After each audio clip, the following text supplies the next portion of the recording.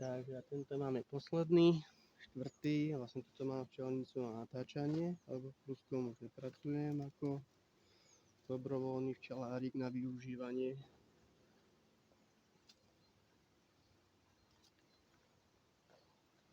Už pracujú asi ďalší, bude to stačilo. No.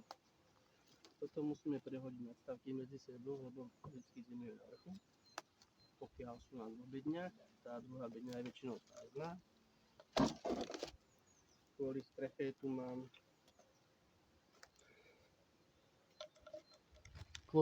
tu mám tieto polienka, čo môžem zhodiť.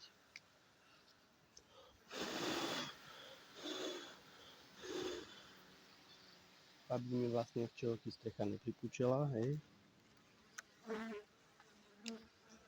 To tu bolo celú zimu. Jo. Dobre, ďakujem, ako sú aktívne, tie včely sú ostré. Nevedia, čo sa deje. Dúfam, že bude vidieť ten úlik. Dobre, ja si trošku podstrhnem. Zásob majú strašne moc. Takže to, čo hovoria, že riadne zakrmiť včely, je pravda. Potom si to včelky prenesú. Včelstvo skoro nič nestratíme. Dúfam, že tam nie je niečo prestávané. Ak tu nepichajú len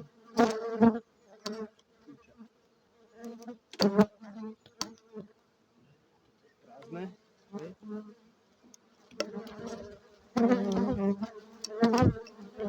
Už asi písať začnú. Ale však to spravíme rýchlo.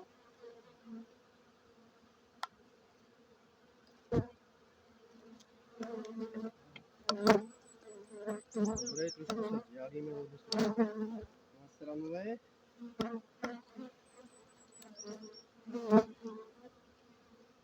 Odtrháme žihadlovka, to máme práve, že? No, celú zimu boli včielky. To dáme potom dole na nadstavku, na komorovačku, úplne primitívnu, prečkový a rámik. To pôjde potom ako stavebný.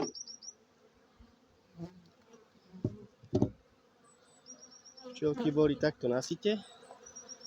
Dúfam, že to je vidieť. Sú to odložence, 7. mesiac, neskoré matky. A predsa sa mi páčia. Dúfam, že tu ešte natáčam, alebo je celkom kvalitná videjka. Takže ideme na to.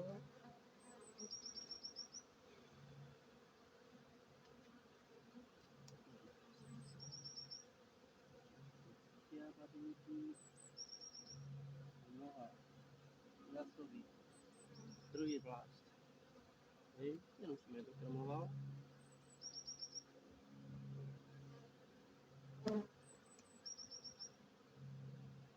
Druhý vlást. Chce vidieť? Dúfam, že áno.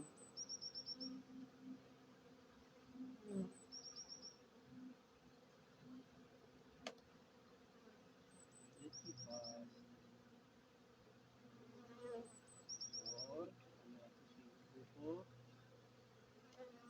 No, tam sa to zrútilo, to je trubčina, to dáme potom preč. Matka založí nevadí.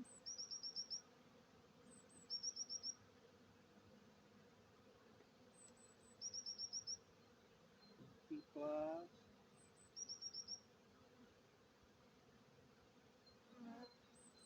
Ešte polka ramika.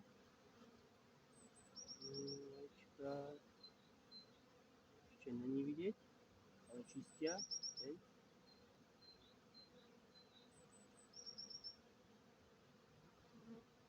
Ale to tu zameníme.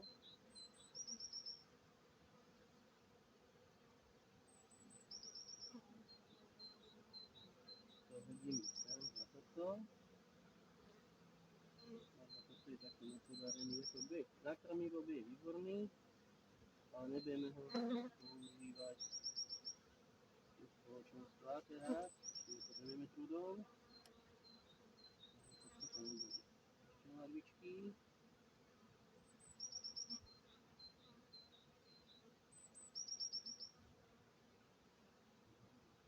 Larvičky. Stav zásob.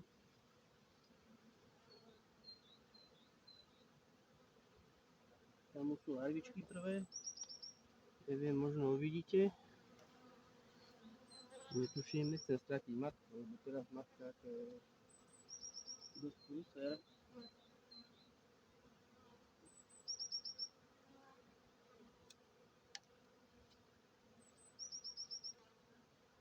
Ešte dáme jeden ramík. Tu matka ešte len začala klásť. Hej. Tam sú larvičky. A tu má matka kolečko plodu. Skoro také, aj tam je matička.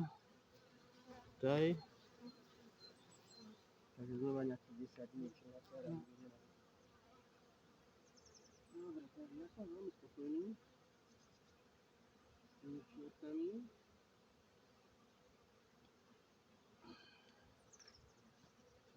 Cesta, preto dávať nebudem. Lebo potrebujem, aby to tie čelky čím skôr zjedli. Nebudeme ani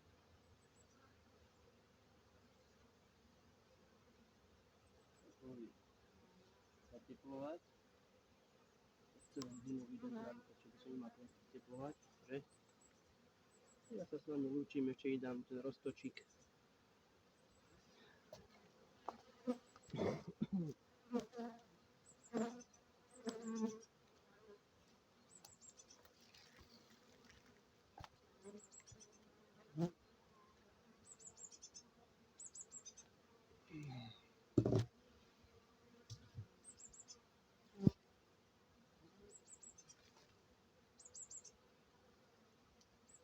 A tento roztok mi dávam vlastne kvôli tomu, aby som vybudoval v nich profilaxiu. Profilaxia znamená vzájomné krmenie, to sa pri ceste nedokáže vytvoriť vo včelách. Cesto spracovávajú len včely, ktoré krmia. Nekrmia sa vzájomne.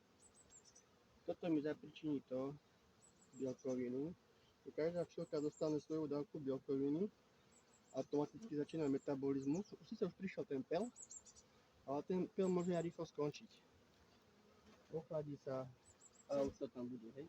Oni to, čo majú, začnú pojedať, začnú tvoriť viacej bielkovín cez tukové teliesko a začnú sa im krmiť alebo skôr ešte plniť husánové žľazy a výrobu kaše a automaticky sa čosto narastá. Takže 40 dní do preletu by mala matka klásť čestok umáči, aby sa včelkám, prvým krmičkám vytvorili dvojnásobné väčšie žľazy na krmenie. A 40 dní po prelete čakáme roje. Taká jednoduchá evolučná vec. Pre včelári Ilava, čaute. Vidíte to? Polystyrén.